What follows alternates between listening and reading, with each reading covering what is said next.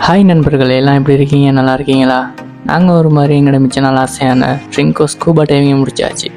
அடுத்து ட்ரிங்கோ டு ஜஃப்னா தான். வாங்க வீடியோவுக்கு போகலாம்.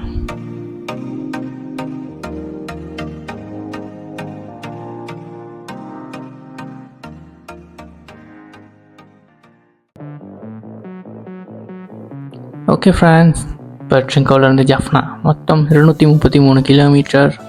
Yamaha R15 bike, 2 drivers. போகிறோம் முடிவு இல்லாமல் போய்கிட்டே இருக்கோம். நாங்களும் போய்கிட்டே இருக்கோம். ரோடு வேறு அப்படியே பார்க்க கண்ணு கட்டுற தூரம் வரைக்கும் அப்படியே ரோடாக தான் இருக்குது. போய்கிட்டே இருப்போம். சின்னதாக இடையில ரெஸ்டாரண்ட் எடுப்போன்னு கிளிநொச்சியில் பீஸாட்டில் ஏசி காற்றை வாங்கிட்டு அப்படியே கூல் காஃபின்னு குடிச்சிட்டு இந்த மாதிரி ஜஃப்னா வந்து அடைஞ்சிட்டோம். அடுத்து என்னப்பா ரெஸ்ட்டு. கைப்புள்ள இன்னும் ஏண்டா முடிச்சுக்கிட்டு இருக்க? 7 hours later.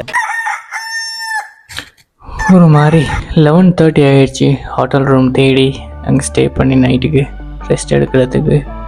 அப்பாடி டயர்டில் தூங்குனா அடுத்த செகண்டே விடிஞ்சிடுச்சு. இந்த டயர்டெல்லாம் போக்குறதுக்கு நமக்கு ஒரு எனர்ஜி ட்ரிங்க் தேவை இல்லையா? அலையிறோம் கடையெல்லாம் மூடி. என்னத்துக்கு அலையிறோம்? ஒரு டீ குடிக்கத்தான். எனக்கெல்லாம் ஒரு டீ குடிக்காமல் இருக்கவே இல்லாது நண்பர்களே.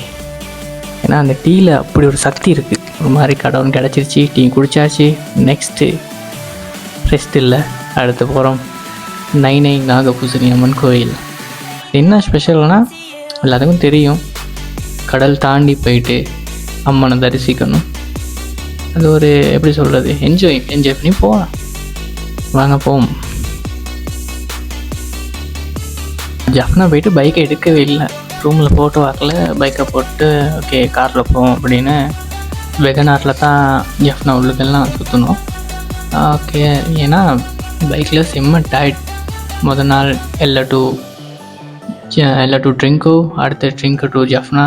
பைக்கில் ஃபாஸ்ட்டாக வந்துடலாம், ஆனால் கஷ்டம், டயர்டு.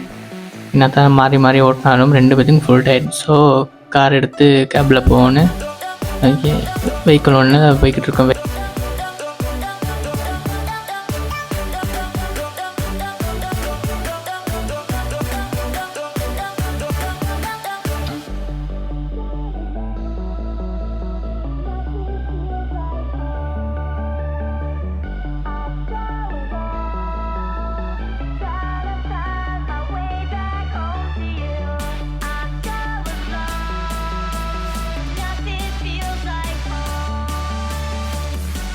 பாருங்கள் எவ்வளோ அழகாக இருக்குன்னு ரோடு.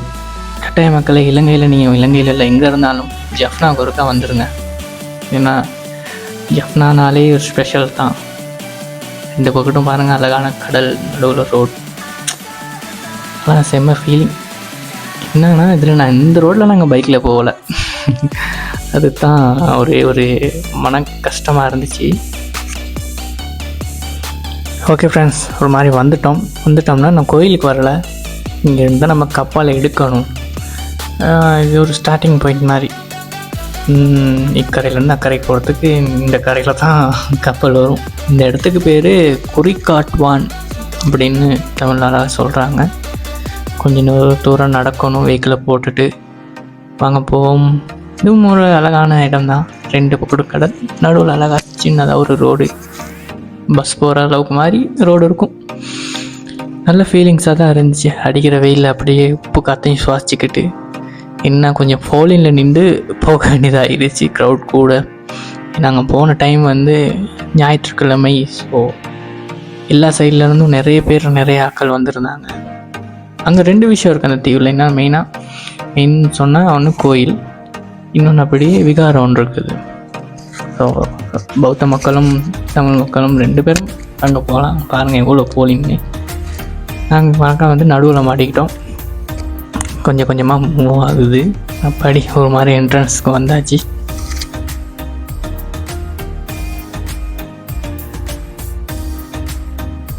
மக்கள் கூட தான். எப்படி இங்கிட்ட மலையகம் நம்ம சைட்லலாம் பஸ்ஸுக்கு வெயிட் பண்ணுற மாதிரி அங்கிட்ட கப்பலுக்கு வெயிட் பண்ணுறதா இருக்குது. கப்பல் இல்லை, போட்.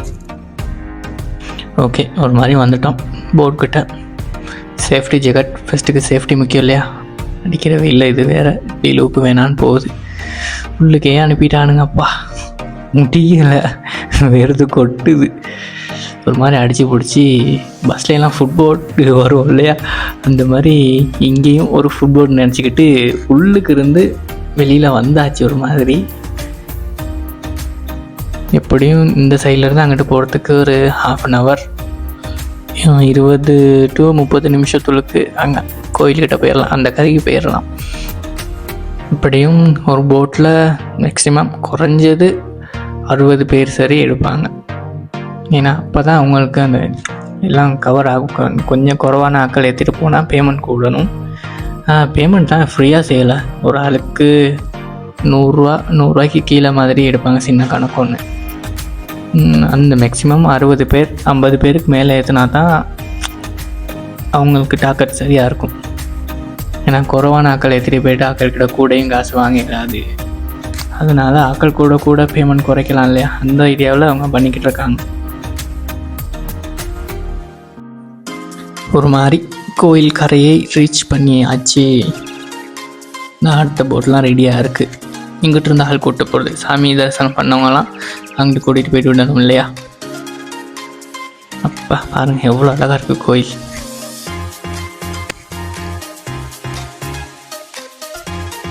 ஓகே வாங்க புறப்படுவோம்.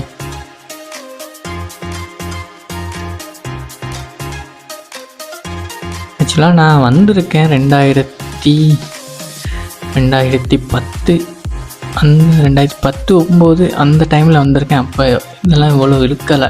சின்ன வயசில் வந்தது, ஃபேமிலி ட்ரிப் ஒன்று வந்தோம். ஆனால் இப்போ சான்ஸே இல்லை. அவ்வளோ அழகாக கட்டி அவ்வளோ அழகாக பராமரிக்கிறாங்க. அதை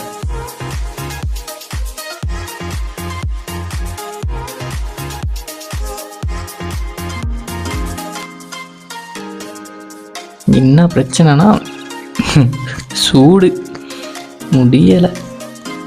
உச்சி வெயில் மண்டையை பொழக்கிற மாதிரி சூடு.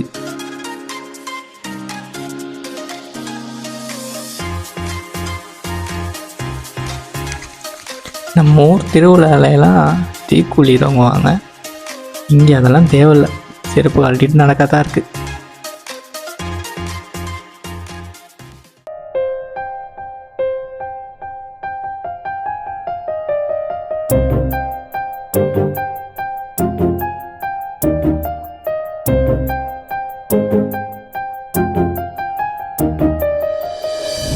அங்கே ஜஃப்னாவுக்கெல்லாம் உண்மைக்கு அந்த ரூல்ஸ் எல்லாம் சரியாக கடைப்பிடிக்கிறாங்க. கோயிலுக்கு ஃபோன் கொண்டு போயிடாது, கேமரா கொண்டு போயிடாது, எதுவுமே கொண்டு போயிடாது. அதனால நாங்கள் வெளியில் மட்டும்தான் ஷூட் பண்ணோம்.